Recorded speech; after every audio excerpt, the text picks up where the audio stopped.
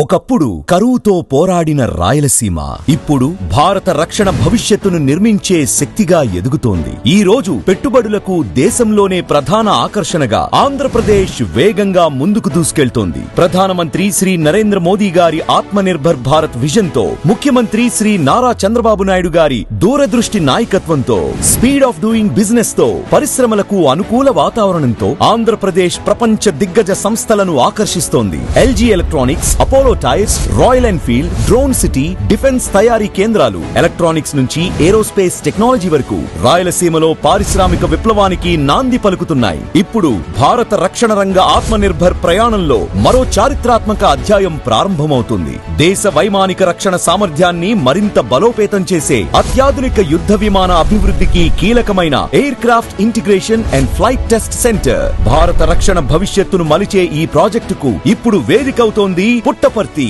15,800 కోట్ల రూపాయల భారీ పెట్టుబడితో ఏడీఏ ఆధ్వర్యంలో నిర్మితమవుతున్న aircraft integration and flight test centre దేశ రక్షణ సామర్థ్యాన్ని పెంచడమే కాదు, వేలాది యువతకు అత్యున్నత ఉద్యోగ అవకాశాలను సృష్టించబోతోంది. ఈ మే 15వ తేదీన రక్షణ శాఖ మంత్రి శ్రీ రాజ్నాథ్ సింగ్ గారు పుట్టపర్తిలో air craft integration and flight test centre ADA మరియు డిఫెన్స్ ప్రాజెక్ట్ కు శంకుస్థాపన చేయనున్నారు. అలాగే రాయలసీమను డిఫెన్స్ తయారీ కేంద్రంగా తీర్చిదిద్దే పలు కీలక రక్షణ ప్రాజెక్టులకు కూడా శ్రీకారం చుట్టనున్నారు. డిఆర్డీఓ ఆధ్వర్యంలో రూపుదిద్దుకుంటున్న ఈ ప్రాజెక్ట్ భారత రక్షణ రంగానికి కొత్త బలం, రాయలసీమ అభివృద్ధికి కొత్త అధ్యాయం.